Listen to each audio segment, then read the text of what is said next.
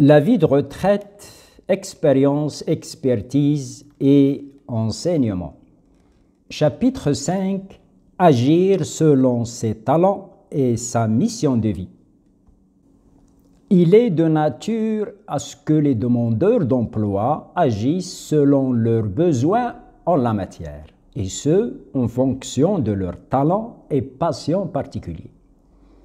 Mais en raison de l'inadéquation de la demande par rapport à l'offre d'emploi sur le marché du travail, il est parfois nécessaire que les candidats acceptent les offres disponibles, même si cela ne correspond pas à leurs attentes.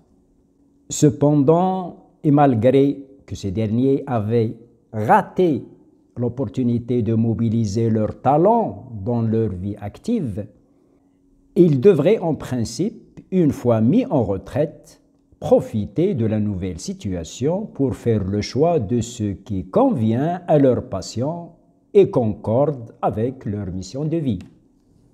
Section première. Faire usage de son talent en vie de retraite. Tout d'abord, commençons par la définition du talent, puis abordons ensuite ses caractéristiques et ses risques. Premièrement, définition du talent. Le talent peut être défini comme un ensemble de qualités et de capacités innées et intuitives propres à chaque être humain. Les qualités et capacités du talent peuvent varier d'une personne à l'autre, mais elles constituent en général un moyen qui procure de l'énergie et de la motivation afin d'accomplir des tâches utiles et agréables. À l'origine, chaque individu possède une part particulière des talents innés, mais la question réside dans la capacité de chacun de nous à la découverte et à l'utilisation effective ou non de ces talents. Deuxièmement, caractéristiques du talent. Parmi les caractéristiques spécifiques au talent, on peut mentionner ce qui suit. Le talent est inné et authentique et non acquis ou accidentel. Le talent s'opère sur des activités que l'on aime pratiquer et qui ne sont ni fastidieuses ni ennuyeuses. Le talent nous permet de faire de bonnes réalisations à faible effort et à bon prix. Le talent nous permet d'accomplir des tâches avec facilité et enthousiasme, tandis que d'autres personnes en éprouvent des difficultés et des souffrances.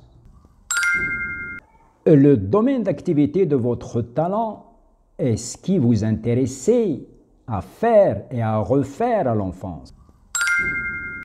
Le talent consiste à innover dans des domaines de votre choix, tandis que la compétence, par exemple, consiste à en assurer la bonne exécution.